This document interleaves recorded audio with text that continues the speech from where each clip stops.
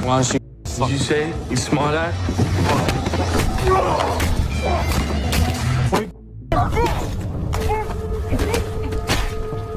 You piece of shit.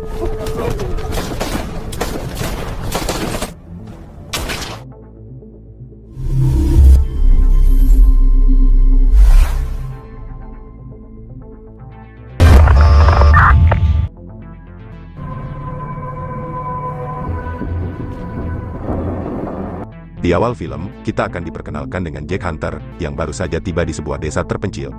Jack lantas masuk ke dalam sebuah bar, untuk sekedar minum bir.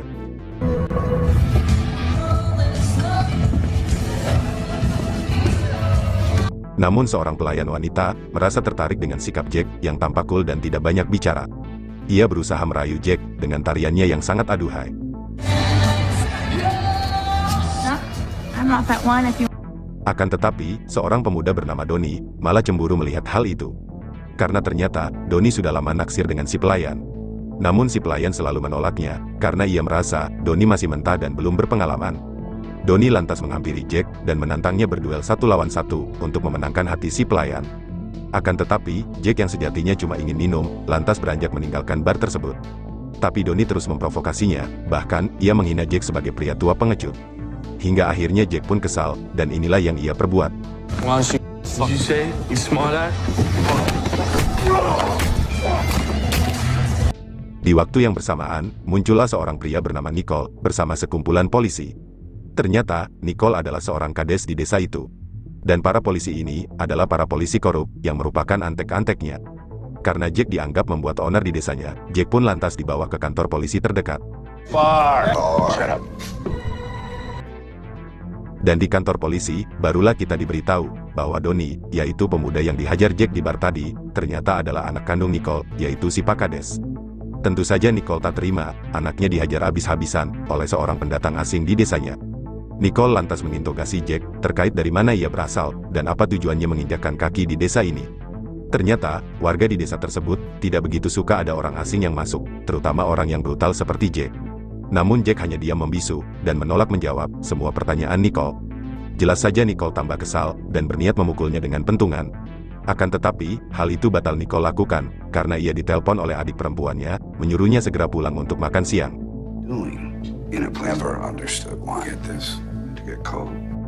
Namun sebelum pergi, Nicole menugaskan para polisi korup, untuk memberi pelajaran kepada Jack.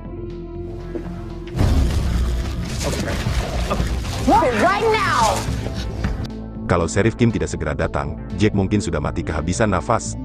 Kim langsung mengusir para polisi korup tersebut, dan mengambil alih tugas mengawal Jack.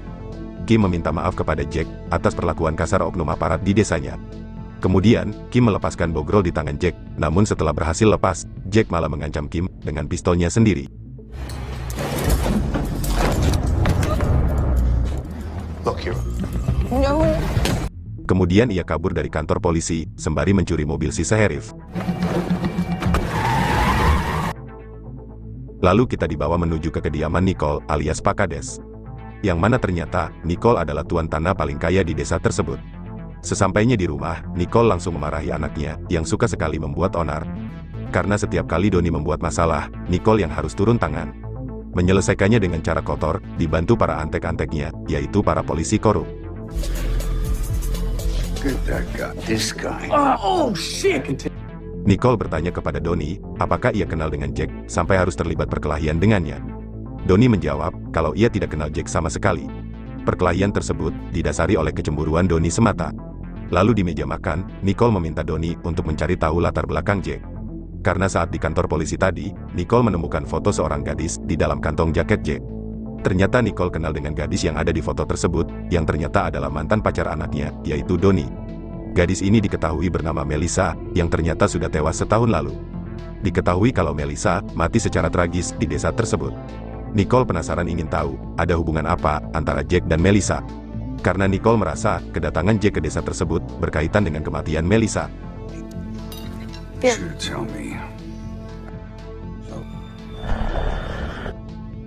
Adegan beralih kepada Jack, yang kini sedang dalam perjalanan.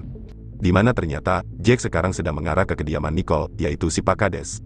Akhirnya kita diberitahu, bahwa ternyata, Jack adalah mantan tentara pasukan khusus. Di tengah perjalanan, Jack lantas menghentikan mobil tersebut. Kemudian, Jack memeriksa bagasi mobil itu, yang terdapat senjata api. Lalu Sheriff Kim menghubungi Jack, lewat radio yang ada di mobil tersebut. Kim meminta Jack mengembalikan mobilnya, dan menyerahkan diri secara baik-baik. Akan tetapi, Jack menolak. Jack mengatakan kepada Kim, kalau urusannya di desa itu sudah selesai, barulah ia akan mengembalikan mobil tersebut. To my daughter. Ternyata, tujuan Jack datang ke desa tersebut, tak lain untuk mencari putrinya. Yang mana Melissa, yaitu mantan pacar Donnie, ternyata adalah putri kandung Jack. Melissa diketahui menghilang di desa tersebut, dan Jack sama sekali belum mengetahui kalau anaknya sudah tewas setahun lalu. This is Chairman Wellness of the Cabazon Dallas. It's a pleasure. Adegan beralih kepada Nicole dan adiknya, yang sedang melakukan pertemuan dengan para kolega bisnis mereka. Ternyata, Nicole adalah ketua mafia berkedok kades, yang menjalankan bisnis barang haram, yang berkedok bisnis minyak zaitun. Just a giant river. We're going to be back here popping. Forehead's popping out while you're doing this, okay? Selesai pertemuan itu, Nicole pun bersantai di luar rumah, sembari nyebat sebatang. Namun tiba-tiba, Jack muncul sembari menodongkan senjata. Di waktu yang sama, Donnie pun muncul. Nephew's son. Side now. Kemudian, Jack menginterogasi Nicole dan Donnie terkait di mana keberadaan putrinya, yaitu Melissa. Ternyata saat di bar, Jack melihat gelang milik putrinya yang dipakai oleh Donnie. Dari sini, Donnie dan Nicole baru mengetahui kalau ternyata Jack adalah ayah kandung Melissa, yaitu mantan pacar Donnie. Dan kedatangan Jack ke desa itu tak lain untuk mencari putrinya tersebut.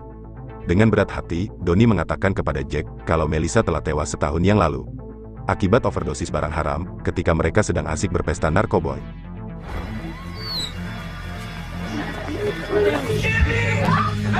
Dan Donnie merasa sangat menyesal dan sedih atas kematian mantan pacarnya itu.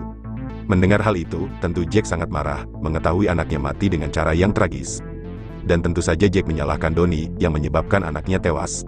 Hingga tanpa pikir panjang, Jack langsung menembak Donnie sampai mati.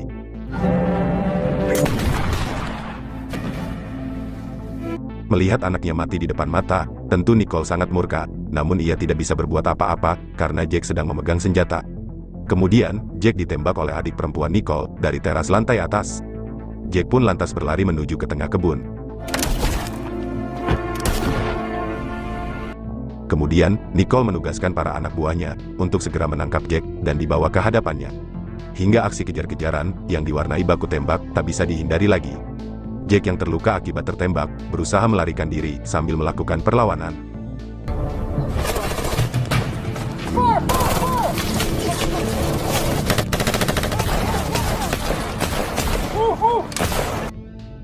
Kemudian, Jack bersembunyi di tempat mesin air, dan ketika para anak buah Nicole mendekat, Jack langsung keluar dan membantai mereka satu persatu.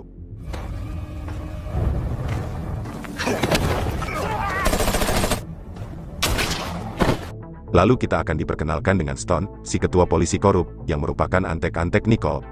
Stone tampak tak terima, semua anak buahnya dibantai Jack, yang hanya seorang diri.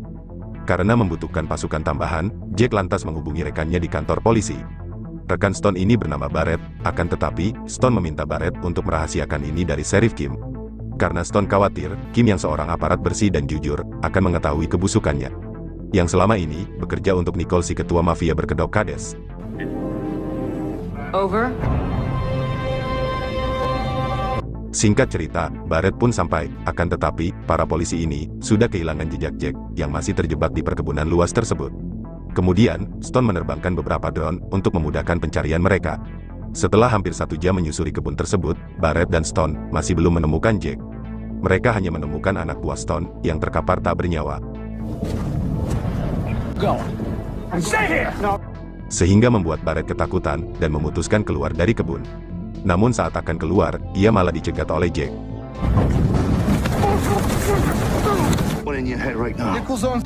Tapi Jack tak berniat untuk membunuhnya, melainkan untuk menitipkan pesan kepada Sheriff Kim untuk menemui Jack di kebun itu seorang diri. Setelah itu, Jack bersembunyi di sebuah gubuk, mengobati luka tembaknya, dan juga beristirahat sejenak.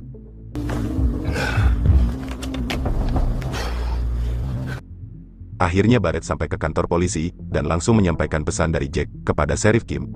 Yang dimana, Jack ingin bertemu dengan Kim di kebun tersebut. Hingga malam pun tiba, Stone lalu menghadap Nicole dan memberitahu perihal timnya yang sampai saat ini masih gagal dalam menemukan Jack. Meskipun begitu, Stone dan timnya berjanji akan melanjutkan pencarian di keesokan paginya. Di sana juga ada atasan Nicole yang meminta si Pak Kades untuk segera menyelesaikan masalah ini. Karena jika dibiarkan berlarut-larut, takutnya akan menyebar ke publik dan pasti akan berdampak buruk bagi bisnis haram mereka di desa tersebut. With it, is there anything else you two want your piece? Sementara itu, Sheriff Kim masih bingung mengenai tujuan Jack yang ingin bertemu dengannya empat mata. Barrett lantas menyarankan kepada Kim untuk menuruti keinginan Jack. Karena jika keinginannya ditolak, takutnya Jack akan semakin membrutal. Karena Barrett menyaksikan sendiri, banyak anak buah Stone yang tewas bergelimpangan akibat kebrutalan mantan pasukan khusus tersebut.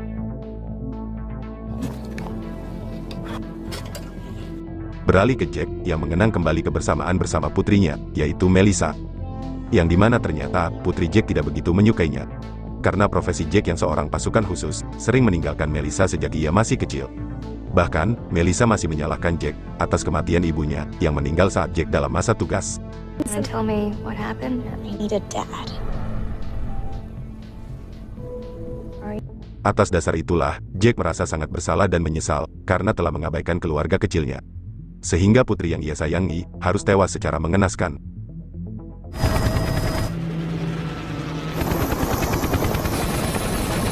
Lalu di keesokan harinya, rekan Nicole yang bernama Murphy pun tiba. Murphy adalah mantan seorang jenderal pasukan khusus, yang juga kebetulan adalah mantan atasan Jack saat di militer dulu. Murphy menyarankan kepada Nicole dan adiknya agar mereka segera bersembunyi. Selama Jack masih berkeliaran di kebun tersebut, maka kemungkinan besar nyawa Nicole dan adiknya akan terancam. Murphy kenal betul dengan Jack, yang merupakan mantan pasukan khusus paling brutal. Jack tidak akan membiarkan para pelaku pembunuh anaknya hidup tenang. Meskipun Nicole memiliki puluhan pasukan bersenjata, tapi itu semua masih belum ada apa-apanya bagi Jack.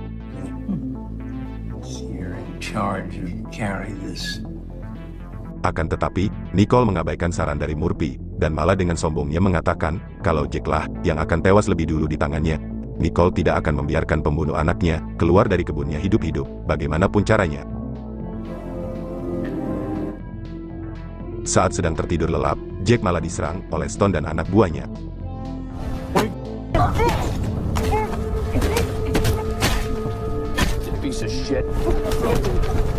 Namun pada akhirnya, Jack berhasil membantai mereka semua dan kemudian menyandra Stone.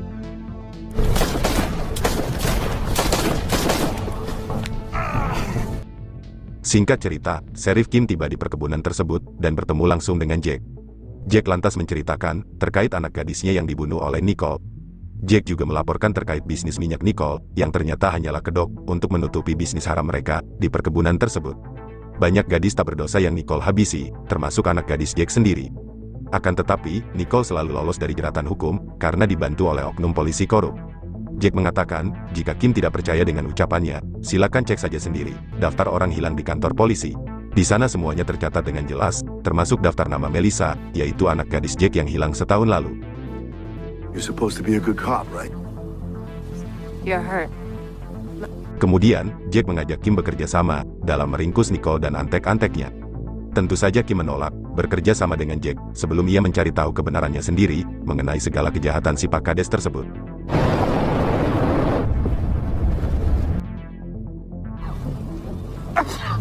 Tak lama setelah Kim pergi, Jack langsung menginterogasi Stone mengenai kronologi kematian anaknya.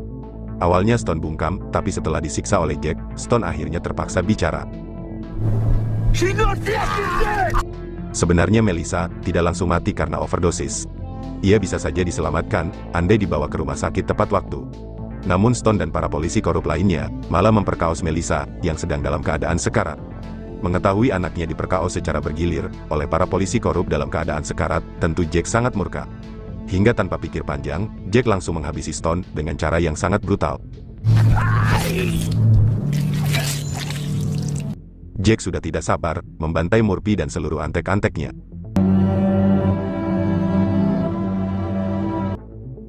Kematian Stone dan para polisi korup lainnya sampai juga ke telinga atasan Nicole. Ia lantas meminta bantuan si jenderal yaitu Murphy untuk segera menghentikan kebrutalan Jack. Karena sebagai mantan atasan Jack, Murphy pasti tahu bagaimana caranya untuk menghentikan mantan anak buahnya tersebut. Kemudian, Murphy mendatangi Sheriff Kim di kantor polisi. Murphy minta ikut dilibatkan dalam misi menyergap Jack di perkebunan. Awalnya, Kim enggan melibatkan Murphy, karena ini bukanlah wilayah wewenangnya. Akan tetapi, ia terpaksa melibatkan Murphy, karena ia merupakan seorang jenderal yang punya koneksi kepada para petinggi kepolisian. You know that he's trying. Answers. We're miles of connect. Setelah kesepakatan selesai dibuat, mereka mulai mengatur strategi untuk menyergap Jack di perkebunan tersebut. Kim ditelepon oleh Jack, diangkat langsung oleh Murphy. Murphy lantas menyarankan kepada Jack untuk segera menyerahkan diri secara baik-baik. Karena kalau tidak, ia akan menurunkan ratusan pasukan tentara untuk melumpuhkan Jack di perkebunan tersebut. Oh, damn. Don't make me call. Tentu saja Jack menolak menyerahkan diri, meskipun yang menasehatinya adalah mantan atasan yang sangat dia hormati. Jack tetap akan melanjutkan misi, menghabisi Nicole dan antek-anteknya, yang telah membunuh anak Jack dengan cara brutal. Jack tidak akan meninggalkan perkebunan tersebut, sebelum dendamnya terbalaskan. Jack bahkan mengatakan kepada Murphy, sebagai seorang jenderal yang menjunjung tinggi keadilan, seharusnya Murphy berada di pihaknya, dan bukan berada di pihak kades korup. Mendengar hal itu, Murphy hanya bisa terdiam, memikirkan perkataan mantan anak buahnya tersebut. Namun Murphy tetap terpaksa menurunkan ratusan tentara pasukan khusus untuk berjaga di kediaman Nicole.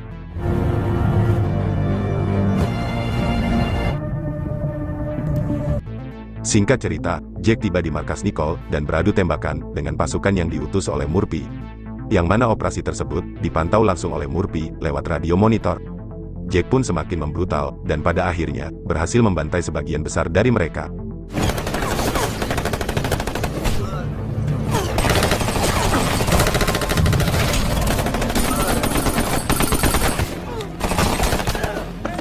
Namun sialnya, Jack terkena ledakan granat yang membuatnya terluka cukup parah. Dalam keadaan terluka, Jack pun memutuskan bersembunyi di sebuah gereja terdekat.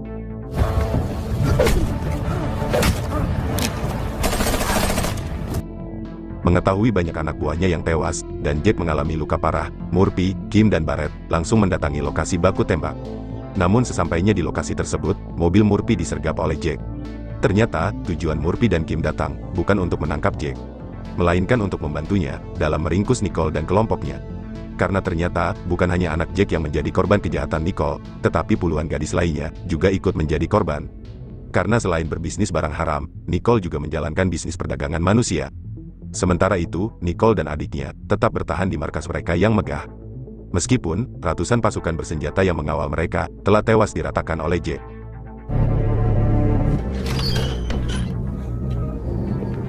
Lalu tiba-tiba, Jack muncul di markas tersebut, dan berhasil memojokkan Nicole dan adiknya. Kemudian, Jack menginterogasi Nicole terkait kronologi kematian anaknya.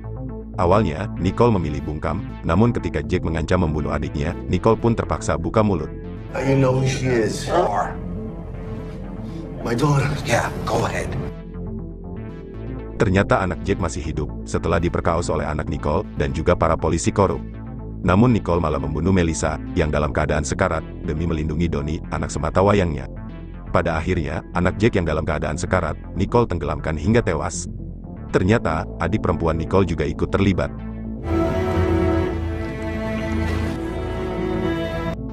Pengakuan Nicole tersebut, ternyata telah Jack rekam, hingga menjadi bukti yang sangat kuat, untuk memasukkan si kades dalam jeruji besi. Namun Jack yang diselimuti amarah dendam, tidak terima kalau Nicole hanya dipenjara. Ia berniat ingin membunuh Nicole dengan cara brutal, seperti kebrutalan yang dialami putrinya. Akan tetapi, Murphy berhasil menenangkan Jack, hingga pada akhirnya, Jack membatalkan niatnya tersebut. It's not gonna bring her back. Pada akhirnya, Nicole dan si adik digiring ke penjara pusat. Sementara itu, Kim segera menolong Jack yang dalam keadaan sekarat. Di dalam perjalanan, Murphy mencegat mobil polisi yang membawa Nicole dan adiknya ke penjara. Kemudian, Murphy menembak mati Nicole dan adiknya. Murphy ternyata juga dendam dengan Nicole karena telah membunuh anak Jack yang sudah ia anggap sebagai cucunya sendiri. Lalu film pun selesai.